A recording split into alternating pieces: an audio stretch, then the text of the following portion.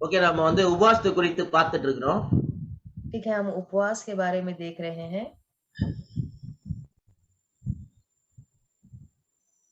திருப்பம் மத்தேயு 6வது அதிகாரம். हम देखेंगे मत्ती 6 अध्याय। மத்தேயு 6 मत्ती 6 अध्याय 16வது வசனத்துல இருந்து 16 नंबर के वचन। मत्ती மத்தேயு 6 6 16வது வசனத்துல இருந்து. मत्ती 6 अध्याय 16 नंबर के वचन से। நீங்கள் உபவாசிக்கும் போது மாயக்காரரை போல முகவோடலா இராதேயுங்கள். அவர்கள் உபவாசிக்கிறதை மனுஷர் காணும் பொருட்டாக தங்கள் முகங்களை வாட பண்ணுகிறார்கள். அவர்கள் தங்கள் பலனை அடைந்து தீர்ந்தார் என்று மெய்யாகவே உங்களுக்கு சொல்லுகிறேன் என்றார். जब तुम उपवास करो तो कपटियों के समान तुम्हारे मुंह पर उदासी न छाई रहे, क्योंकि वे अपना मुंह बनाए रहते हैं ताकि लोग उन्हें उपवासी जाने। मैं तुमसे सच सच कहता हूं कि वे अपना प्रतिफल पा चुके।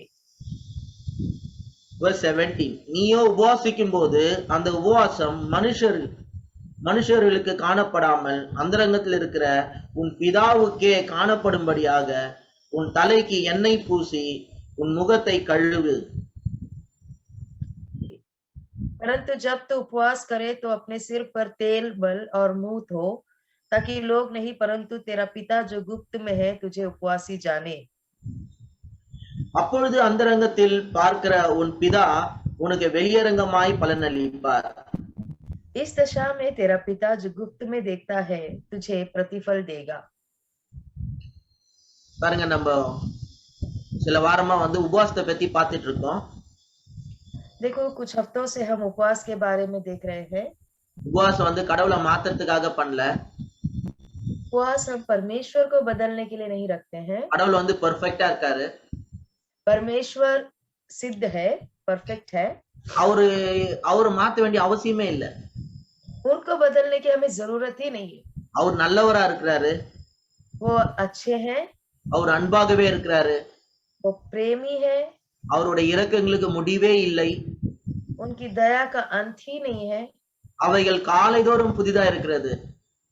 और उनकी कृपा हर दिन नई होती है। அதனால கடவுள் வந்து நல்லவரா தான் இருக்கிறாரு. तो परमेश्वर भले ही है। கடவுள் நமக்கு விரோதமா இல்ல, கடவுள் நம்ம பட்சத்துல இருக்கிறாரு. परमेश्वर हमारे विरोध में नहीं है, परमेश्वर हमारी ओर है। அதனால கடவுளை மாத்த வேண்டிய அவசியம் இல்ல. इसलिए परमेश्वर को बदलने की जरूरत नहीं है। நம்ம ரிசீவ் பண்றதுக்கு சில தடைகள் இருக்கு. ஹீலிங், ப்ராஸ்பெரிட்டி இதெல்லாம் ரிசீவ் பண்ற சில தடைகள் இருக்கு. बल्कि हम में कुछ रुकावटें हैं इन चंगाइयों को प्राप्त करने में, समृद्धि को प्राप्त करने में। அந்த தடைகள் நீங்கிறதுக்கு தான் நம்ம உபவாசிக்கிறோம். उस रुकावटों को हटाने के लिए ही हम उपवास रखते हैं। உங்களுடைய ஆவி, ஆத்மா, சரீரத்தை ஃபாஸ்டிங் பண்ணும்போது நீங்க க்ளீன் பண்றீங்க. आप जब उपवास करते हो तो आप अपने आत्मा और अपने प्राण की जो शुद्धिकरण करते हो। மூணுத்தையுமே, ஆவி, ஆத்மா, சரீரம் மூணுத்தையுமே க்ளீன் பண்றீங்க. आप अपने आत्मा, प्राण और शरीर तीनों की शुद्धिकरण करते हो। நீங்க ஃபாஸ்டிங் பண்ணும்போது இந்த மூணுமே, your spirit, soul and body is cleansed. और जब आप उपवास करते हो तो आपका आत्मा, प्राण और शरीर तीनों भी शुद्ध होता है। तो நீங்க ஃபாஸ்டிங் பண்ணும்போது நெகட்டிவ் திங்கிங்ல இருந்து உங்களுக்கு டெலிவரன்ஸ் கிடைக்குது. तो जब उपवास रखते हो तो आपको सारे नकारात्मक विचारों से छुटकारा मिलता है। உங்க ஸ்பிரிட்ல இருக்கிற எல்லா பொல்யூஷனை நீங்கி நல்லா ஃப்ரெஷ் ஆகுது உங்க ஸ்பிரிட். और आप जब उपवास रखते हो तो आपके आत्मा में से जो भी गंदगी निकल रहती है और निकल कर आप बहुत तरोताजा हो जाते हो। உங்களோட சரீரத்துல இருக்கிற எல்லா டாக்ஸினை நீங்கி உங்க உடம்பு சுத்தமாகுது. और आपके शरीर से सारी गंदगी निकलकर आप एकदम शुद्ध हो जाते हो। சோ ஃபாஸ்டிங் வந்து ரொம்ப பவர்ஃபுல்லான ஒரு காரியம். तो उपवास जो है एक बहुत सामर्थ्यशाली का बात है। சோ இந்த ஃபாஸ்டிங் வந்து பண்றது வந்து ரொம்ப முக்கியம். तो ये उपवास करना बहुत जरूरी है। இது யாரோ ஊழியக்காரங்களுக்காகவோ இல்ல ரொம்ப ஸ்பெஷல் சிலருக்கு நினைக்க கூடாது. எல்லாருமே ஃபாஸ்டிங் பண்ணணும். तो ये उपवास जो है कुछ खास सेवकों के लिए, कुछ सेवकाई करने वालों के लिए ही है, ऐसा ना सोचे। இல்ல வேற யாராவது ஸ்பெஷலான சில ஆட்களுக்கு நினைக்காதீங்க. या ये ना सोचे कि कोई खास व्यक्ति के लिए है। இது வந்து எல்லாருக்குமே. ये सभी के लिए रखना है। ஆண்டவருடைய டிசைபிள் இயேசுனுடைய சீஷர் நீங்க சொன்னீங்கன்னா நீங்க கட்டாயமா உபவாசம் பண்ணக்கூடிய ஆளா இருக்கணும். अगर आप बोलते हो कि मैं यीशु मसीह का चेला हूँ, तो आप जरूर और जरूर जो है उपवास करने वाले व्यक्ति होना चाहिए। நம்ம மத்தேயுல 6ஆம் அதிகாரத்துல பார்த்தோம். हम मत्ती 6 अध्याय में देखे, மத்தேயு 5ஆம் அதிகாரம் 6ஆம் அதிகாரம் 7ஆம் அதிகாரம் ரொம்ப முக்கியமான சாப்டர்ஸ். और मत्ती के 5वां 6 और 7वां अध्याय एक बहुत ही महत्वपूर्ण अध्याय है। ஏன்னா அதுல வந்து பாத்தீங்கன்னா அது வந்து சர்மன் ஆன் த மவுண்ட், மலை பிரசங்கம்னு சொல்லுவாங்க. क्योंकि इन सबको जो है पहाड़ी उपदेश कहा जाता है। இயேசு வந்து சாலிடா லாங்கா டீச் பண்ண டீச்சிங். और यीशु मसीह ने जो है जो है लंबी बड़ा लंबा एक शिक्षण दिए है। அதுல 6ஆம் அதிகாரத்துல பாத்தீங்கன்னா 3 காரியம் முக்கியமா சொல்லப்பட்டிருக்கு. उसमें अगर आप देखोगे तो 6 अध्याय में 3 बात मुख्य तौर पे कही गई है நீயோ ஜெபம் பண்ணும்போது எப்படி ஜெபம் பண்ணணும், कि जब तुम प्रार्थना करो तो कैसे करना है। சும்மா திரும்ப திரும்ப வளர சொன்னதே சொல்லினே இருக்கிறதுனால உங்க ஜெபம் கேட்கப்படன்னு நினைக்காதீங்க. अरे जो बोले वही वही वही वही दोहराते रहने से आपकी प्रार्थना सुनी जाएगी, ऐसे ना सोचो। நிறைய வேர்ட்ஸ் டெக்னிக்கலா யூஸ் பண்றதால உங்க ஜெபம் கேட்கப்படன்னு நினைக்காதீங்க. आप बहुत सारे जो है बहुत सही सही शब्दों का इस्तेमाल करने की वजह से तुम्हारी प्रार्थना सुनी जाएगी, ऐसा मत सोचो। நான் லாஸ்ட் டைம் சொன்னேன் இல்லையா, சிலர்லாம் வந்து அப்படியே வார்த்தைகளை அப்படியே பொறுக்கி எடுத்து பேசுவாங்க. मैंने पिछली बार बताया ना कि जो है कुछ लोग जो है ऐसे ऐसे शब्दों को चुन चुन के, हाँ ऐसा ये शब्द वो शब्द चुन चुन के डाल के प्रार्थना करें। சிலர்லாம் அப்படியே வந்து இந்த வார்த்தையினால ஆண்டவரை இம்ப்ரெஸ் பண்ண பார்ப்பாங்க. कुछ लोग तो इन शब्दों के द्वारा परमेश्वर को जो है प्रभावित करने के लिए देखेंगे। இதனாலலாம் ஆண்டவர் இம்ப்ரெஸ் ஆகிறது கிடையாது. इन सब से परमेश्वर प्रभावित नहीं होते। அதிகமா பேசுறதுனாலயோ அதிகமா சொல்றதுனாலயோ உங்க ஜெபம் கேட்கப்படும்னு நினைக்காதீங்கன்னு போட்டிருக்கு. और लिखा गया कि तुम्हारे ज्यादा बोलने से, ज्यादा दोहराने से तुम्हारी प्रार्थना सुनी जाएगी, ऐसे ना सोचो। அடுத்தது போட்டிருக்குது, நீங்களோ தானம் பண்ணும்போது கிவிங். और उसके बाद लिखा गया जब तुम दान करो, நீங்க கொடுக்கும்போது जब तुम दिया करते हो, दान धर्म करते हो, எல்லாருக்கும் தெரியற மாதிரி 4 பேர் பார்த்து உங்களை பாராட்டணுன்றதுக்காக கொடுக்காதீங்க. कभी भी मैं इसलिए दान कर रहा हूँ कि 4 लोग मुझे देख के तारीफ करें, ये सोच के कभी ना करें। ட்ரெடிஷனல் சர்ச்ல எல்லாம் பாத்தீங்கன்னா பெஞ்ச் யாரு டொனேட் பண்ணா, ஃபேன் யாருன்னு டொனேட் பண்ணா, எல்லாத்துலயும் பேர் போட்டு கொடுத்திருப்பாங்க பாருங்களேன். अगर आप पारंपरिक कलीसिया में जाकर देखोगे ना तो वहां पर चर्चेस में जो है बेंचेस लगे रहते हैं बैठने के लिए, पंखे होते हैं, तो वो जो है कोई ना कोई जो दान किया होता है किसी ने, किसी तो जिसने समझो 2 बेंच दान किया तो उसपे उनका नाम छाप दिया जाता है, पंखा दिया तो पंखे पे नाम छाप दिया जाता है। எல்லாரும் நான் தான் கொடுத்தேன்னு தெரிஞ்சுக்கிறதுக்காக கொடுக்கிறது. वो उन लोगों का देने का मकसद ये होता है कि हाँ ये मैंने दिया है, सभी को पता चलना चाहिए, ये होता है। பாருங்க, சில கிவிங் மத்தவங்களுக்கு தெரிஞ்சா பரவாயில்ல, சில கிவிங் சீக்ரெட்டா செய்யணும். देखो कुछ कुछ दान होते हैं, कुछ लोगों को पता चले तो कोई बात नहीं, लेकिन कुछ दान जो है गुप्त रीति से दिया जाना ही अच्छा होता है। சிலர் ஆனர் பண்ணி கொடுக்கிறது வந்து பப்ளிக்கா எல்லாருக்கும் தெரியற மாதிரி கொடுக்கணும். और जो है कुछ लोगों को जब हम सम्मान करते हुए देते हैं, वो देना जो सम्मान के रूप में दिया जाता है, तो हम वो पब्लिकली दे सकते हैं। யாராவது கஷ்டப்படுறவங்களுக்கு உதவி செய்யறோம் பாத்தீங்களா, அது யாருக்கும் தெரியாத உதவி செய்யணும். लेकिन आप किसी कष्ट उठाने वाले व्यक्ति को जो तकलीफ में है उसकी आप मदद कर रहे हो, तो आप जो है उसे गुप्त रीति से देना अच्छा होता है। அந்த உதவிதான் வலது கை கொடுக்கிறது இடது கை தெரியாத மாதிரி கொடுக்கணும். वही देना जो होता है, वो मदद जो होता है, जिसे बाइबल में लिखा गया है तुम्हारा दायां हाथ जो करे वो बायां हाथ को ना पता चले। எப்படி அது கஷ்டப்படுறவங்களுக்கு கொடுக்குறோம் பாத்தீங்களா, அது யாருக்கும் தெரியாத மாதிரி பாத்துக்கணும். वो कैसा है, जब कष्ट उठाने वाले, तकलीफ उठाने वाले को जब आप देते हो तो किसी को पता नहीं चलना चाहिए। அத ஆண்டவர் ரகசியமா பாக்குற ஆண்டவர் வந்து உங்களுக்கு வெளியரங்கமா பலன் அளிப்பாராம். तो जो तुम रहस्यमय रूप से कर रहे हो, परमेश्वर खुल्लम खुल्ला उसका प्रतिफल तुम्हें देगा। சோ அதே போல நீ ஜெபிக்கும் போது உபவாசிக்கும் போது எப்படி உபவாசிக்கணும்னு போட்டுருக்குது பாத்தீங்க, எப்படி உபவாசிக்க கூடாதுன்னு போட்டுருக்கு. उसी प्रकार से जब तुम प्रार्थना करते हो, उपवास करते हो, तो कैसे करना चाहिए करके बताया गया है, எப்படி பண்ணக்கூடாதுன்னு போட்டுருக்கு. और कैसे नहीं करना चाहिए वो भी बताया गया है। எப்படி பண்ணக்கூடாதுன்னா, कैसे नहीं करना है? மத்தவங்க பார்க்கணும்ன்றதுக்காக நான் உபவாசிக்கிறத மத்தவங்க பார்க்கணுன்றதுக்காக பண்ணக்கூடாது. मैं कर रहा हूँ तो दूसरे लोग जानना चाहिए इसलिए नहीं करना है, या मैं उपवास रख रहा हूँ तो किसी को पता चले ऐसा नहीं करना है। இதுல 2 டைப் ஆஃப் ஜனங்க இருக்காங்க பாருங்களேன். इसमें 2 प्रकार के लोग हैं देखो। ஒரு ஜனங்க வந்து அவங்க ஃபாஸ்டிங் இருக்கிறாங்கன்றத எப்படியாவது மத்தவங்களுக்கு சொல்லணும்னு துடிப்பாங்க. एक प्रकार के लोग होते हैं जब उपवास रखते हैं तो कैसे भी लोगों को पता चलना चाहिए करके तड़पते रहते हैं। யாரும் கேட்கலனாலும் சுத்தி சுத்தி வந்து நான் ஃபாஸ்டிங் இருக்கிறேன், நான் ஃபாஸ்டிங் இருக்கிறேன், நான் ஃபாஸ்டிங் இருக்கேன்னு சொல்லிட்டே இருப்பாங்க.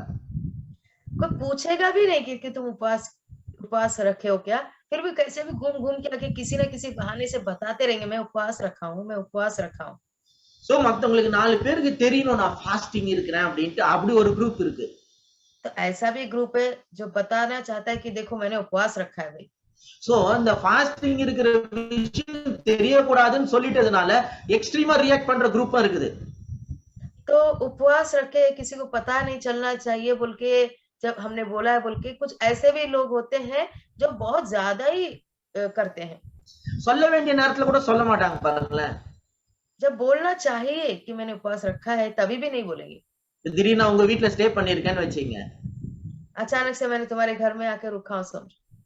நான் உங்க வீட்ல ஸ்டே பண்ணும்போது ஃபாஸ்டிங் இருக்கிறேன். और जब मैं आया आपके घर में रहने के लिए और आपने उपवास रखा है, நீங்க சாப்பிடுன்றீங்க. आप मुझे खाओ बोलते हैं, நான் வேணான்றேன். मैं नहीं नहीं बोलता हूँ। நீங்க ஏன் ஏன் சாப்பிடுங்க சாப்பிடுங்கன்றீங்க. आप बोलते हो कि क्यों आप खाइए ना बोलते हैं।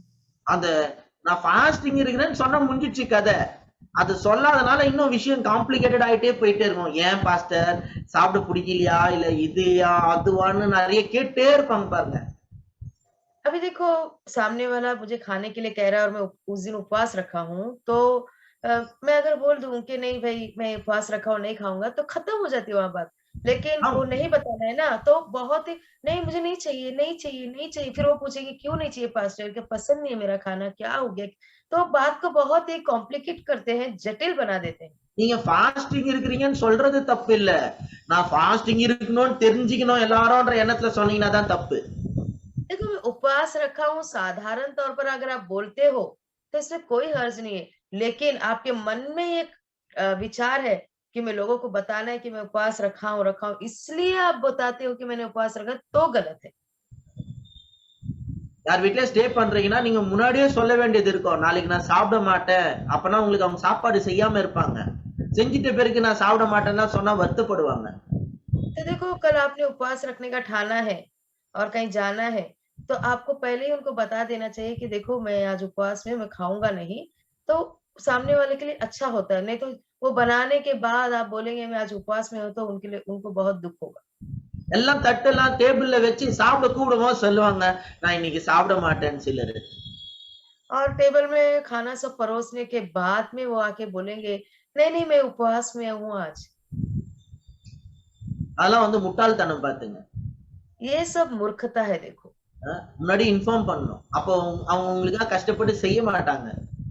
पहले आपको बता देना चाहिए तो वो आपके लिए कष्ट उठाकर सब बनाएंगे नहीं। சோ நீங்க ஃபாஸ்டிங் இருக்கிறேன்னு சொல்றது தப்பு கிடையாது. तो उपवास रखे हैं बोलना कोई गलत बात नहीं। ஆனா நான் ஃபாஸ்டிங் இருக்கிறேன் அப்படின்னு 4 பேர் அப்படியே பெருசா காட்டிக்கணும் பில்டப் பண்ணிக்கணும்னு நினைச்சு சொன்னீங்கன்னா தான் தப்பு. लेकिन मैं उपवास रखा हूँ ये 4 लोगों को बताने के लिए दिखावा करने के लिए सब रखते हैं तो वो सब गलत है। அதுல எல்லாமே இந்த வசனத்துல போட்டிருக்குது. उतना ही नहीं वचनों में लिखा गया है நீங்க தலைக்கு எண்ணெய் பூசி. आप अपने सर पर तेल मले। பாருங்க அந்த காலத்துல ஜூயிஷ் கல்ச்சர்ல நார்மலா டெய்லி எல்லாரும் என்ன போடுவாங்க போல இருக்கு. और देखो उस जमाने में जो है यहूदी परंपराओं में शायद जो है हमेशा रोज तेल लगाते हैं शायद सर पे। சோ இந்த ஃபாஸ்டிங் பண்றவங்க மட்டும் எண்ணெய் போடாம அப்படியே முடிய காய விட்டுன்னு டல்லா இருப்பாங்க போல இருக்கு. और शायद ये उपवास रखने वाले लोग ही जो है तेल भी लगाए बिना बाल बिखरे हुए ऐसे सूखे बाल में रहते थे शायद। ஆனா வந்து பார்த்து கேட்பாங்க என்னாச்சு ஒரு மாதிரி டல்லா இருக்கேன்னா நான் ஃபாஸ்டிங் இருக்கேன் இன்னைக்கு. तो शायद आकर कोई पूछता है क्या हो गया आज तुम्हारा बाल सब ऐसा मुरझाए हुए लग रहे हो, तो ये बोलेंगे मैं आज उपवास में हूँ। ஆனா இந்த வசனத்தை படிச்சுட்டு நிறைய பேரு लेकिन ये वचन पढ़कर बहुत सारे लोग இப்ப இந்தியால இருக்கிறவங்க கூட ஃபாஸ்டிங் பண்ணும்போது எண்ணெய் பூசிக்கிறாங்க பாத்துங்க, முழுக்குன்னு எண்ணெய் போட்டுக்கிறாங்க. अब इंडिया में रहने वाले लोग भी जो है उपवास के दिन जो है सर पे भर के तेल लगा लेते हैं। எண்ணெய் வடிகிற மூஞ்சா இருக்குது, பார்த்தாலே தெரியுது ஃபாஸ்டிங் மூஞ்சின்ட்டு. इतना तेल लगाते हैं कि उनका सर से तेल टपकता हुआ देख के लोग समझ जाते हैं कि जो है ये उपवास रखे शायद आज। நீங்க அந்த மாதிரி பண்ண அவசியம் இல்ல. நீங்க நல்லா தலைக்கு குளிச்சுட்டு ஃப்ரெஷ்ஷா பவுடர் எல்லாம் போட்டு வந்து உட்காருங்க. आप लोगों को तेल लगाने की जरूरत नहीं है, आप लोग अच्छा नहा धो के फ्रेश पाउडर सब लगा के फ्रेश रहिए।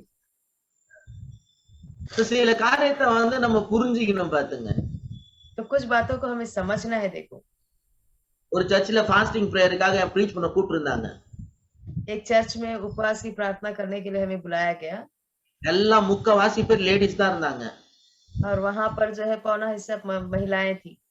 எல்லாரும் எண்ணெய் வஞ்சினுக்குது, அவ்வளவு எண்ணெய் போட்டு வந்துட்டுக்கிறாங்க. सभी के सर पर इतना सारा तेल था कि चेहरा उनका चिपचिपा दिख रहा था।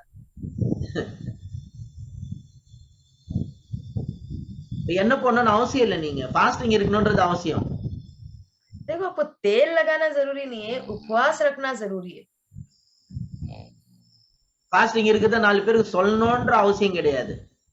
उपवास रखे हैं 4 लोगों को बोलना है जरूरी नहीं है। நீங்க சீக்ரெட்டா நீங்க பண்ணீங்கன்னா ஆண்டவர் வந்து எல்லாரும் பாக்குற அளவுக்கு அதுக்கான ரிவார்டை தராராம்.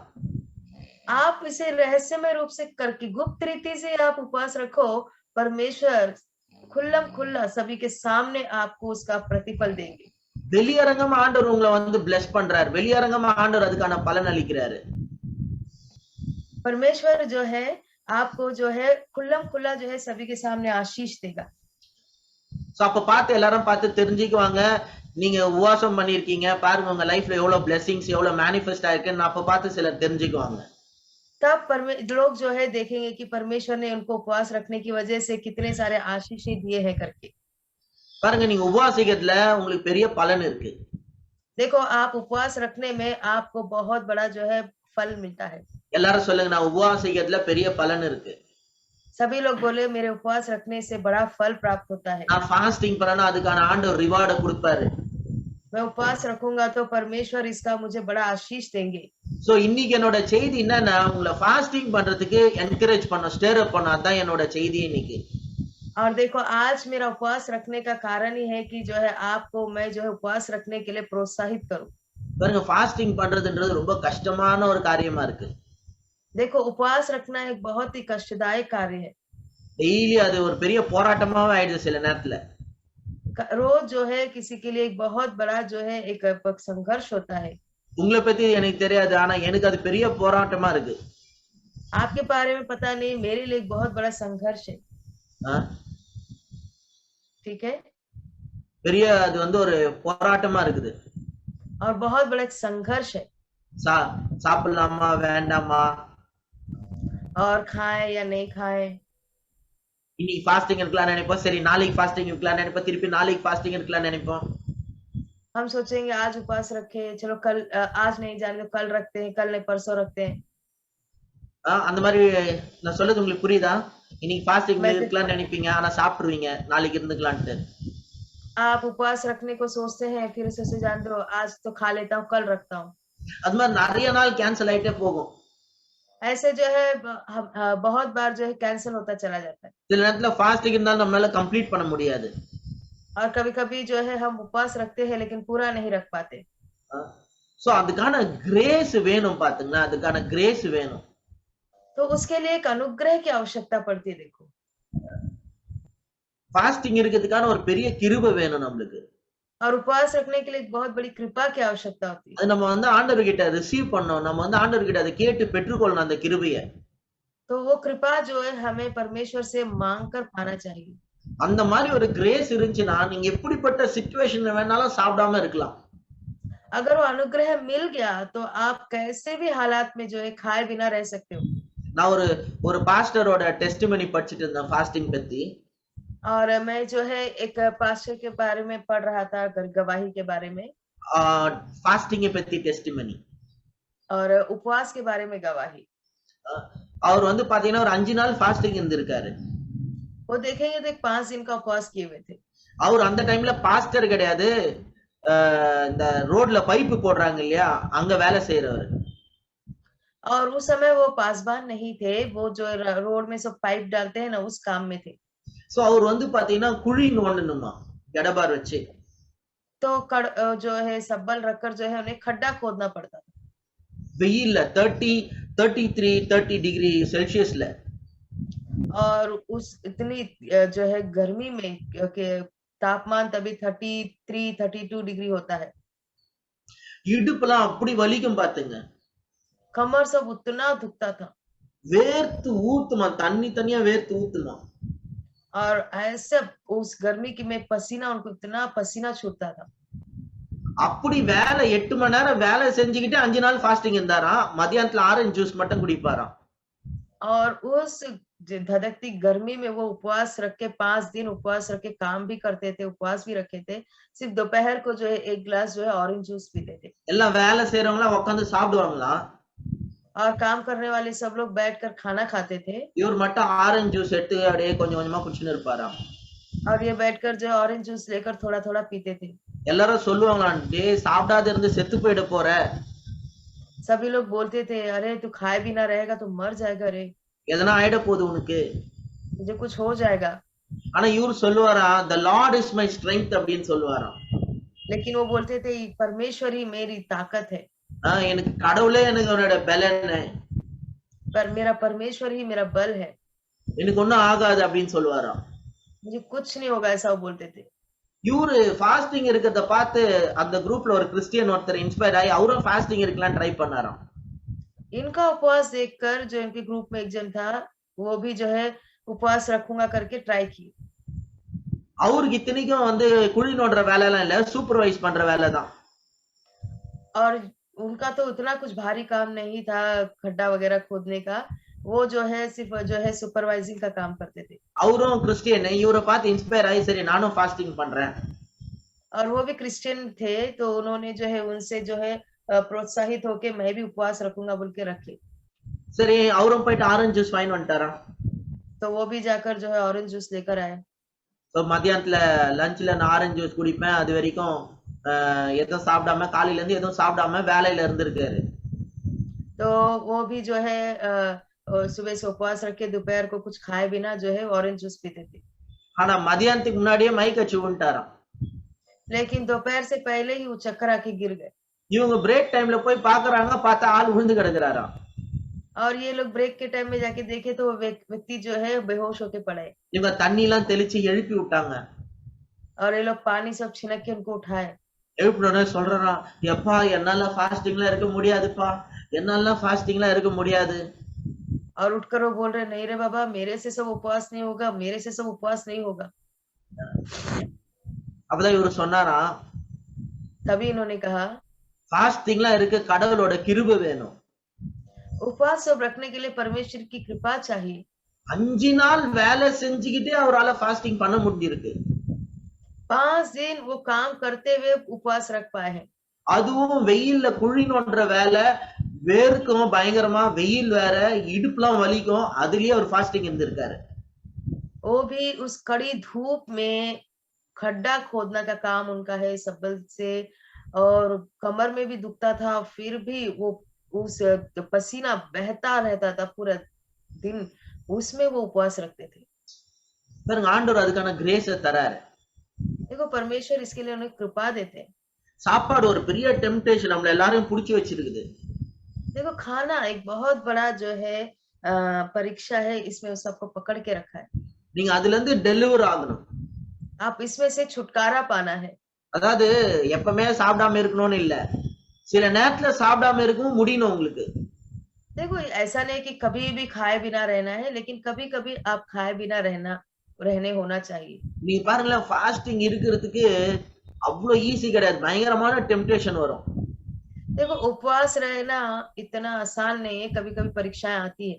அந்த டைம் தான் உங்களுக்கு பிடிச்சமானதை சமைப்பாங்க. उसी समय आपका पसंदीदा खाना पकाया जाएगा। அந்த டைம் தான் உங்களுக்கு பிடிச்ச சாப்பாடு யாரா எடுத்துட்டு வந்து கொடுப்பாங்க. उसी समय आपको कोई पसंदीदा खाना लाके देंगे। அந்த டைம் தான் அத ஃபேமிலி ஃபங்க்ஷன் இருக்கும். उसी समय कुछ पारिवारिक फंक्शन होगा। ஆனா நீங்க அதை ஓவர் கம் பண்ண கத்துக்கணும் பாத்துங்க. लेकिन आप उसके ऊपर जय पाने सीखना है। देखो இங்க இருக்கிற யாரும் எந்த விதத்திலும் எக்ஸ்கியூஸே பண்ணக்கூடாது. ஏதோ ஒரு விதத்துல நீங்க எல்லாருமே ஃபாஸ்டிங் பண்ணணும். देखो यहाँ बैठा हुआ कोई भी व्यक्ति जो है कुछ ना कोई बहाना देना नहीं उपवास ना रखने के लिए, हर एक जन उपवास रखना है। அட்லீஸ்ட் ஒரு வேளையாவது சாப்பிடாம ஃபாஸ்டிங் பண்ணுங்க. कम से कम एक दफे का खाना तो भी आप खाए बिना उपवास रखें। அவ்வளோ உங்களுக்கு வீக்னஸ், அவ்வளோ ஹெல்த் ப்ராப்ளம் இருந்துச்சுன்னா அட்லீஸ்ட் ஒரு வேளையாவது சாப்பிடாம இருந்து ஃபாஸ்டிங் பண்ணி பாருங்க. अगर आपको इतनी कमजोरी है, इतना आप में कमजोरी है, तो आप कम से कम एक बार का खाना आप ना खाते हुए तो भी रखें। ஏன்னா ஆண்டவருடைய டிசைபிள் சொல்ற ஆளுங்க யாரா இருந்தாலும் உண்மையா ஃபாஸ்டிங் பண்ற ஆளா இருக்கணும். देखो आप अगर कहते हो कि मैं परमेश्वर का चेला हूँ, तो सच्चे चेले जो है उपवास जरूर रखेंगे। பாருங்க, நிறைய பேருக்கு நாலேஜ் இல்ல, ஆனா ஃபாஸ்டிங் பண்ணிட்டு இருக்காங்க. देखो बहुत सारे लोगों को ज्ञान तो नहीं इस बात का, लेकिन उपवास रखते हैं। ஆனா உங்களுக்கு நாலேஜ் இருக்குது, நீங்க ஃபாஸ்டிங் பண்ணாம இருக்கீங்க. लेकिन आपको ज्ञान है, लेकिन आप उपवास किए बिना। இந்த நாலேஜும் ஃபாஸ்டிங்கும் சேர்ந்து பண்ணீங்கன்னா அவ்வளவு பவர்ஃபுல்லா இருக்கும் பாத்துங்க உங்க ஃபாஸ்டிங். लेकिन इस ज्ञान के साथ अगर आप उपवास रखते हैं तो इतना सामर्थ्यशाली होता है। देखो उपवास உள்டாம் போக்குல நிறைய பேர் ஃபாஸ்டிங் பண்ணிட்டு இருக்காங்க. बहुत सारे लोग तो बस यूं ही उपवास रखते चले जा रहे हैं। ஆனாலும் பரவாயில்ல, நான் அவங்களை அப்ரிஷியேட் பண்றேன், அவங்களுக்காக நான் சந்தோஷப்படுறேன். लेकिन फिर भी मैं उनके लिए बहुत खुश हूँ, मैं उनकी सराहना करता हूँ। பாம்பேல ஒரு பாஸ்டர் இருக்காரு. बॉम्बे में एक पास्टर है, இப்படிதான் குச்சி மாதிரி இருப்பாரு. तो देखेंगे तो ऐसे कांडी जैसे है, எப்ப பார்த்தாலும் ஃபாஸ்டிங், जब देखो तब उपवास। 40 days ஃபாஸ்டிங் இருப்பாரு. 40 दिन का उपवास बोल के रहेंगे। அவரு இந்த மாதிரி 40 days ஃபாஸ்டிங் என்ன அக்கம்ப்ளிஷ் பண்ணாரோ தெரியாது. ஆனா மனுஷன் 40 days ஃபாஸ்டிங் அவரால இருக்க முடியுது, என்னால இருக்க முடியல, நான் வருத்தப்படுறேன். वो 40 दिन का उपवास रख के क्या पाए ना पाए मुझे नहीं पता है, लेकिन वो 40 दिन का उपवास रख पाते थे, मेरे से नहीं हो रहा है ना, ऐसा मुझे बड़ा दुख होता है। பாம்பேல இருக்கிற சில பாஸ்டர்ஸ் இருக்காங்க, பயங்கரமா ஃபாஸ்டிங் பண்ற ஆட்கள் இருக்காங்க. बॉम्बे के कुछ पासवान लोग हैं जो बहुत भारी उपवास रखते हैं।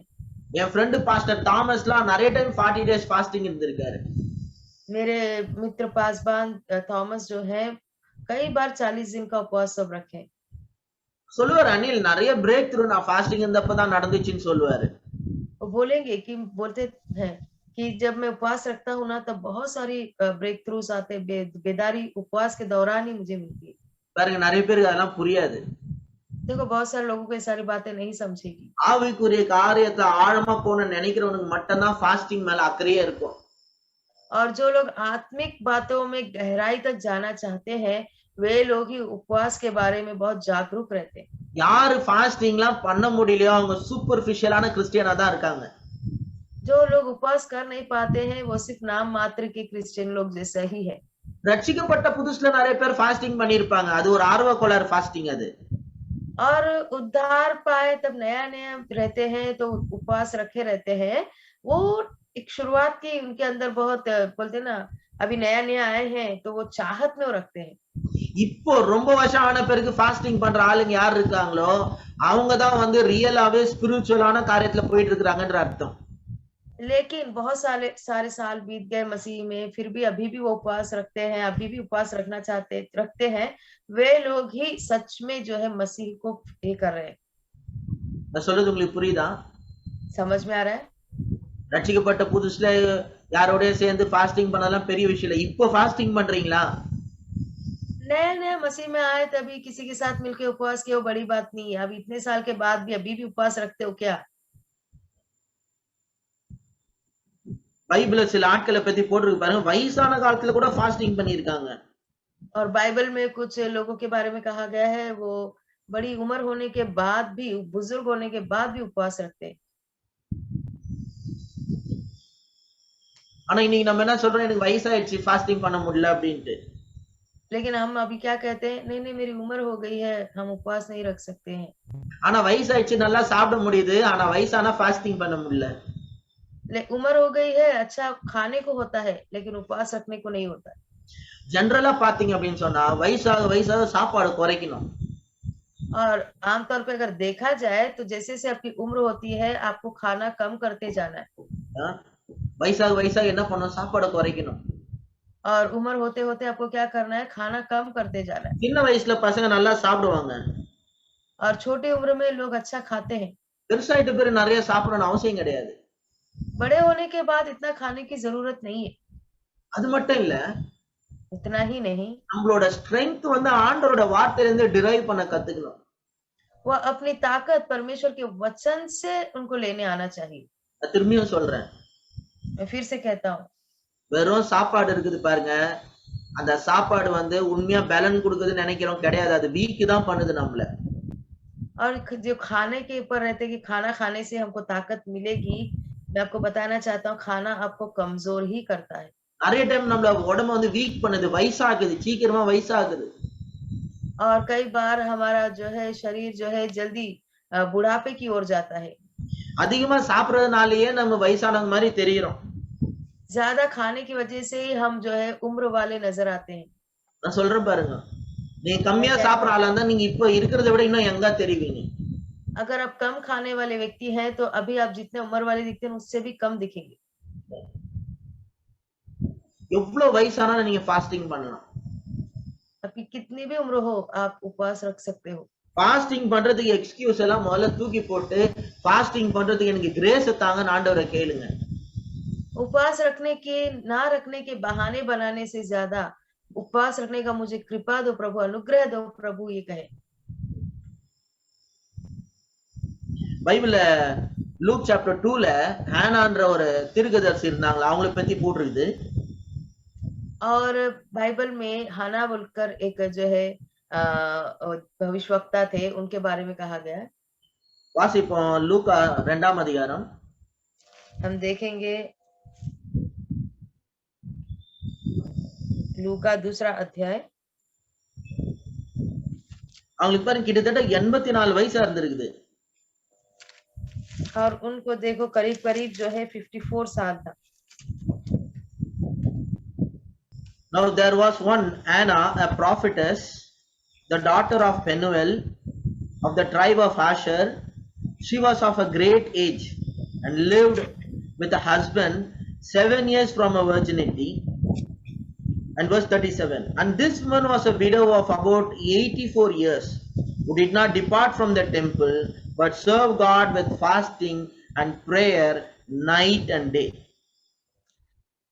अशेर के गोत्र में से हन्ना नामक फनूएल की बेटी एक भविष्यवक्तन थी।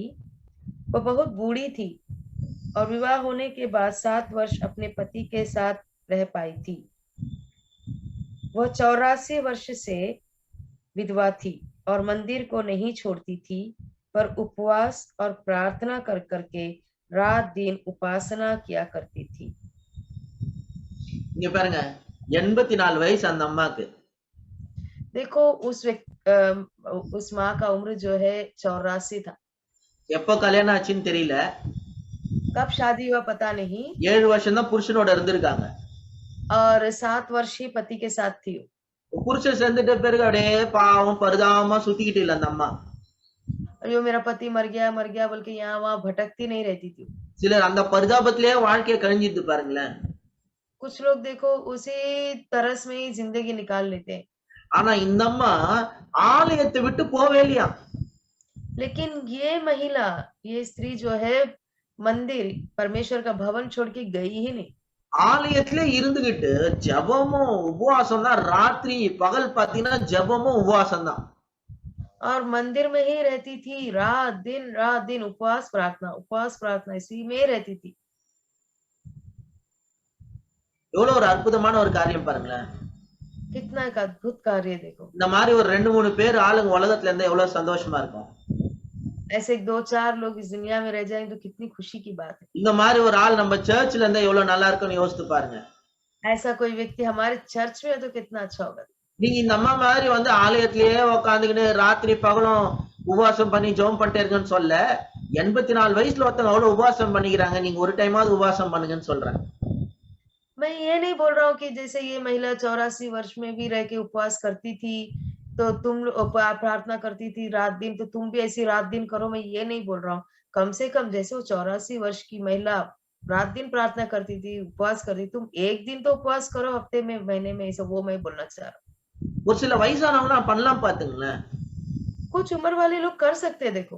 சில வயசானவங்க என்ன பண்றாங்க, நாங்க லோன்லியா இருக்கிறோம், எங்களை யாரும் கேர் பண்ண மாட்டேன்றாங்க. இப்படியே कुछ சொல்லிட்டு பரிதாபப்பட்டுக்கின்னு யாரும் கவனிக்க மாட்டேன்துங்க, யாரும் கவனிக்க இதையே சொல்லிக்கிட்டு உட்கார்ந்துட்டு இருக்காங்க. और कुछ जो है उम्र वाले लोग बार-बार बस यही बोल के रहते, मेरी उम्र हो गई है, मुझसे ये नहीं होगा, मुझसे वो नहीं होगा, हमारी उम्र हो गई है, यही बोलते-बोलते खुद के ऊपर तरस खाते रहते हैं। என்னை யாரும் கவனிக்க மாட்டேன்றாங்க. मेरा कोई भी ख्याल नहीं रखता है, நாங்க ரொம்ப தனிமையா இருக்கிறோம். मैं बहुत अकेलेपन में हूँ। நீங்க ஆண்டவரோட டைம் ஸ்பெண்ட் பண்ணுங்க. பிள்ளைங்களுக்காக, பேர பிள்ளைங்களுக்காக, இந்த தேசத்துக்காக ஜெபம் பண்ணிட்டே இருங்க. आप परमेश्वर के साथ समय बिताएं, आप देश के लिए, लोगों के लिए, गरीबी के लिए, लोगों के लिए, सबके लिए प्रार्थना करते रहो। நான் சொல்றேன் பாருங்களேன், முன்னெல்லாம் நான் அந்த மாதிரி ஆளுங்களை நிறைய பார்த்திருக்கேன். இப்பதான் அந்த மாதிரி ஆளுங்களை என்னால பார்க்க முடியல. देखो मैं बताना चाहता हूँ, पहले सब ऐसे लोगों को मैंने बहुत देखा, लेकिन अभी तो बिल्कुल देख नहीं पा रहा हूँ। வேலூர்ல எல்லாம் வயசானவங்களை பார்த்தாலே பயமா இருக்கும். ஏன்னா எப்ப பார்த்தாலும் பிரேயர், ஃபாஸ்டிங், கடவுளை பத்தி சொல்றதுலயே இருப்பாங்க. और वेलोर में सब उम्र वाले लोगों को देखेंगे तो बहुत ही आश्चर्य, में तो डर जाता था। जहां देखो जो उम्र वाले लोग रहते थे, प्रार्थना करते रहते थे, उपवास करते रहते थे, देश के लिए, उनके लिए, इनके लिए प्रार्थना में, लोगों को प्रभु के बारे में बताने में, इसी में रहते थे। வெள்ளூர்ல எல்லாம் நான் சின்ன வயசுல இருக்கும்போது எந்த கிறிஸ்டியன் வீட்டுக்கு போனாலும் அங்க இருக்கிற வயசானவங்க பைபிளும் ஜெபமா தான் இருப்பாங்க பாத்துங்க. वेलूर में कोई भी क्रिश्चियन घर में गए समझो, और उस घर में उम्र वाले लोग हैं, तो जब जाओ उनके हाथ में बाइबल रहेगा और वो प्रार्थना करते रहेंगे। எப்பவுமே பைபிள் வச்சுக்கிட்டு இருப்பாங்க. जब देखो बाइबल हाथ में पकड़े रहेंगे, அடியில பைபிள் இருக்கும், உட்கார்ந்து ஜெபம் பண்ணிட்டு இருப்பாங்க. और जो सीढ़ी पर ऐसी बाइबल पड़ी रहेगी, बैठे रहेंगे, प्रार्थना करते रहेंगे। நாங்கெல்லாம் இந்த மாதிரி சின்ன சின்ன பசங்க கீதைரின் மாதிரி இருப்போம். நாங்க போனோம்னா உடனே எங்களுக்கு ஒரு சாக்லேட்டை கொடுத்து ஒரு பைபிள் வாசனத்தை போதிக்காம விட மாட்டாங்க. और मैं जब गीता आयरन का उम्र में था, हम जो भी बच्चे लोग कभी गए समझो उनके घर पे, तो वो बच्चे लोग को झट से एक चॉकलेट देंगे और परमेश्वर के बारे में एक वचन बोले बिना छोड़ेंगे ही नहीं। எல்லா வயசானவங்களும் சண்டே கிளாஸ் எடுத்துட்டு இருந்தாங்க பாத்துங்க. हर उम्र वाले लोग एक संडे स्कूल लेते रहते। சின்ன பசங்க எல்லாம் கூப்பிட்டுருவாங்க, உட்கார வச்சு சாக்லேட்டை கொடுத்து பைபிள் வாசனத்தை சொல்லி எல்லா தலையிலயும் ஜெபம் பண்ணி கடவுளோட காரியத்துல என்கரேஜ் பண்ணி அனுப்புவாங்க. और सब उम्र वाले लोग, बच्चे लोग आ जाएंगे तो बच्चे लोग को पकड़ेंगे, उनको एक चॉकलेट देंगे, परमेश्वर का एक वचन बोलेंगे, उनके सर पे हाथ करके प्रार्थना करके भेजेंगे। ஆனா இன்னைக்கு பரிதாபம் பாத்துங்க, தரித்திரம் பிடிச்ச சீரியலை உட்காந்து பாத்துக்கினே இருக்கிறாங்க. लेकिन आज का हालात देखो, ये जो है पनौती सीरियल देखते बैठे रहते। எல்லா வயசானவங்களும் சீரியலே பார்த்துன்னு உட்காந்துக்கிறாங்க. सारे उम्र वाले लोग बस सीरियल ही देखते बैठे। பிரச்சனைகளை பத்தி பேச வேண்டியது, சீரியலை பார்க்க வேண்டியது. समस्याओं के बारे में बात करते रहेंगे, सीरियल देखते रहेंगे। நான் சொல்றேன், இங்க இருக்கிற வயசானவங்களுக்கு எல்லாருக்கும் சொல்றேன், உங்க பிள்ளைங்களுக்காக, பேர பிள்ளைங்களுக்காக ஜெபம் பண்றதுக்கு உங்க வாழ்க்கையை அர்ப்பணிங்க. मैं यहाँ बैठे हुए सब बुजुर्गों से ये कहना चाहता हूँ कि आप अपना जीवन अपने नाती पोतों के लिए, बच्चों के लिए प्रार्थना करने के लिए सौंप दो। இந்த தேசத்துக்காக ஜெபம் பண்றதுக்கு உங்களை அர்ப்பணிங்க. इस देश के लिए प्रार्थना करने के लिए अपने आप को सौंप दो। இந்த மாதிரிலாம் நீங்க பண்ணிட்டு இருந்தீங்கன்னா நீங்க ஃப்ரீயா லோன்லியாவும் ஏன் ஃபீல் பண்ண போறீங்க? जब आप ऐसा सब करेंगे तो आप कहाँ फ्रीली रहो, आप फ्री रहोगे, अकेलापन महसूस करोगे। நான் சொல்றேன், இங்க இருக்கிற வயசானவங்க எல்லாம் இன்னைக்கு நீங்க மனம் திரும்பணும். मैं कहना चाहता हूँ आज जितने भी उम्र वाले लोग हैं, अपना मन फिराओ। நான் சொல்றேன், நீங்க ஆண்டவருக்கு ஒழுங்கா உங்க லைஃப் ரீடெடிகேட் பண்ணணும். मैं कहना चाहता हूँ कि आप अपना जीवन फिर से परमेश्वर को जो है सही तरीके से सौंपे। நீங்க உங்க ஜெபத்துக்காகவும், வேத வசனத்தை வாசிக்கிறதுக்காகவும், உபவாசிக்கிறதுக்கு உங்களை அர்ப்பணிக்கணும். आप अपना जीवन जो है उपवास के लिए, प्रार्थना के लिए अपना जीवन सौंपना है। எல்லாருக்காகவும் ஜெபம் பண்ணுங்க. ஃபேமிலில இருக்கிற எல்லாருக்காகவும், நம்ம சபையில இருக்கிற எல்லா பிள்ளைங்களும் நம்ம பிள்ளைங்க தான். எல்லாருக்காகவும் ஜெபம் பண்ணுங்க. आप सभी के लिए, कलीसिया के लिए, कलीसिया के लोगों के लिए, सब हमारा ही परिवार है, सभी के लिए आपको प्रार्थना करते रहना चाहिए। உங்க ஜெபம் நிறைய பேருக்கு பிளெஸிங்கா இருக்கும். आपका प्रार्थना बहुत सारे लोगों के लिए आशीष होगा। முன்னெல்லாம் நிறைய பேர் ஜெபம் பண்ணனால தான் நான் பாஸ்டரே ஆயிருக்கேன்னு நினைக்கிறேன். पहले से बहुत सारे लोग प्रार्थना करने की वजह से मैं पास्टर ही बना सोचता हूँ। எங்க போனாலும் எனக்காக ஜெபம் பண்ணிருப்பாங்க. जहां भी जाओ मेरे लिए प्रार्थना करते थे। எப்படியாவது ஆண்டவரே அணில சந்திங்க, அணில சந்திங்க, அணில சந்திங்கன்ட்டு ஏகப்பட்ட வயசானவங்க எனக்காக ஜெபம் பண்ணியிருக்காங்க. जहां भी जाऊं लोग परमेश्वर आप इसको दर्शन दे, परमेश्वर आप इसको मिले, परमेश्वर इसको बदलो, ये सभी लोग प्रार्थना करते रहते थे। எத்தனை பேர் ஜெபம் பண்ணியிருக்காங்க எனக்காக தெரியுமா? कितने लोग मेरे लिए प्रार्थना किए पता है? ஆனா பாவம் இப்ப இருக்கிற சர்ச்சில இருக்கிற பசங்களுக்கு எல்லாம் ஜெபம் பண்றதுக்கு நிறைய பேர் ஆளே இல்ல. लेकिन आपके बेचारे चर्च के कई सारे जवान बच्चों के लिए प्रार्थना करने के लिए कोई लोग ही नहीं है। இனி நான் பாஸ்டர் ஆயிட்ட நினைச்சு கட்டி புடிச்சு முத்தம் கொடுக்குறாங்க. நான் எல்லாம் உனக்காக ஒரு காலத்துல ரொம்ப ஜெபம் பண்ணேன் தம்பி, நீ பாஸ்டர் ஆயிட்டது எங்களுக்கு எவ்வளவு சந்தோஷமா இருக்குதுன்னு சொல்றாங்க. लोग बोलते हैं, अभी जब मुझे देखते हैं, मुझे पास्टर के रूप में देखते हैं, तो मुझे गले लगा के चूम के बोलते हैं, हमें बहुत खुशी कि तुम पास्टर बन गए, तुम्हें पता है कि हम तुम्हारे लिए कितना प्रार्थना करते थे। ஐயோ என் புள்ள பாஸ்டர் ஆயிடுச்சு இந்த சந்தோஷப்படுறவங்க வயசானவங்க எத்தனையோ பேர் இருக்காங்க. ओ मेरा बच्चा पास्टर बन गया, ऐसा बोलकर खुशी मनाने वाले उम्र वाले कितने सारे लोग हैं। ஏன்னா அவங்க எல்லாம் உண்மையிலேயே எங்களுக்காக ஜெபம் பண்ணவங்க. क्योंकि सच में उन लोगों ने मेरे लिए प्रार्थना की थी। நான் சொல்றேன், குறிப்பா பெரியவங்களுக்காக சொல்றேன், யங்கர் ஜெனரேஷனுக்காக நீங்க நல்லா ஜெபம் பண்ற ஆளா ஒப்பு கொடுங்க உங்களை. और खास करके मैं जो बुजुर्गवान लोग हैं उनके लिए कहना चाहता हूँ कि वो जवान लोगों के लिए प्रार्थना करें। சோ இதோட இந்த வாரம் முடிச்சுக்கலாம். तो इससे आज की समाप्ति करेंगे हम। மீதியான காரை அடுத்த வாரம் பார்ப்போம். बाकी बातें अगले हफ्ते देखेंगे।